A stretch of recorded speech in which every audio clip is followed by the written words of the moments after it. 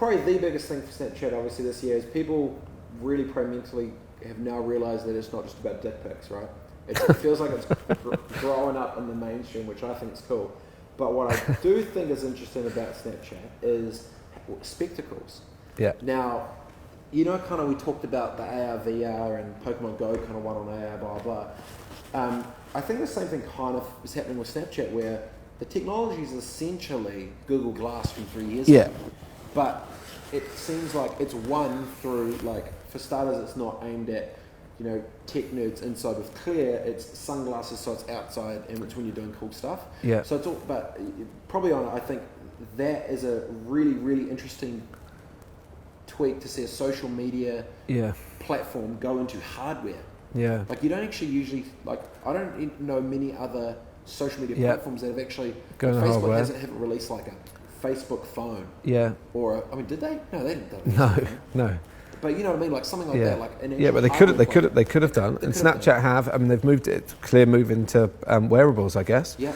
And the growth rate's been insane. Yeah, and they've started to see an increase in the older demographic as well who sign up. I mean, typically I think it's 16 to 25. It's aging up fast. But it is, people are getting into it and understanding that it's what's very clever about Snapchat is because the content disappears, it makes it stand out from other content. Yeah, it makes you force priority of your time to see the stream of someone else's. Yeah, I mean, we talk a lot in the sales part of the marketing piece about urgency and scarcity, and you see that with Snapchat. So the urgency, I must read this piece of, watch this piece of content because it's about to disappear. And actually scarcity they use very well with the spectacles because they've only released a certain number. I mean, how they did it in New York was genius. Yeah. Like, just, what was it, like a 2-hour lineup, or just with one vending machine. Yeah. And they put one on like the Grand Canyon or whatever. Yeah. I'm intrigued on the hardware play, because weirdly enough, you'd think it would have been anyone else, but then first it could have been like Instagram with Polaroid. I don't know what it could have been, anything, not eyewear. But actually, on that point, it's almost like, you know, and I sort of mentioned something before. It's like Snapchat's trying to own your eyes. Yeah. You know, Apple with the new earphones are trying to maybe get to your ears, and you've got the wearable tech. It's almost like we're slowly roboticizing, is that the right word?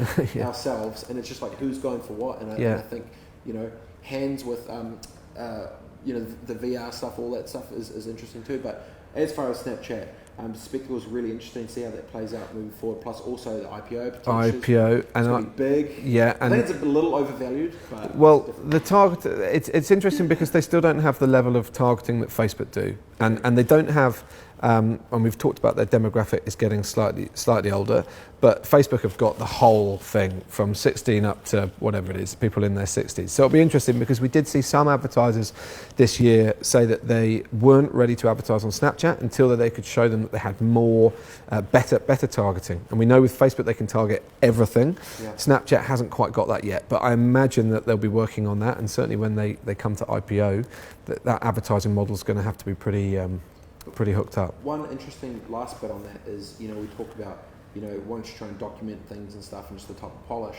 If I'm on Instagram outside of stories when it's pure and clean, Snapchat is just roaring on the go. Yeah. So even just from a content creation point of view, for a lot of brands, this could be a great opportunity to do it because it's literally on the go and just creating without too much fancy. Not having to worry about what happens to it. Yeah. I've liked where Snapchat's gone. I think the wearable tech side's going to get better and better and faster and bigger. Yeah. I wouldn't be surprised if they potentially look to partner with an electronics type thing to actually go deeper on that. Because in real time, like if I can now, because you know where it's going to get to is I will be seeing what they're seeing in real time. Yeah.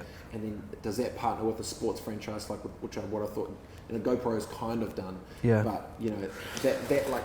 And then when you layer on where VR is going to come on top of it, I kind of maybe think that, weirdly enough, Snapchat kind of beat Google on that. Yeah, and I mean, Instagram, a lot of the functionality that Instagram have been bringing in this year, the features that Instagram have been bringing in this year, have been inspired, borrowed from Snapchat. So, I mean, they were the ones that turned down Facebook, right? Facebook wanted to buy them a while ago, and they turned down this huge amount of money. So they obviously were pretty confident in what they were doing. Yeah, Snapchat 2017, very intrigued.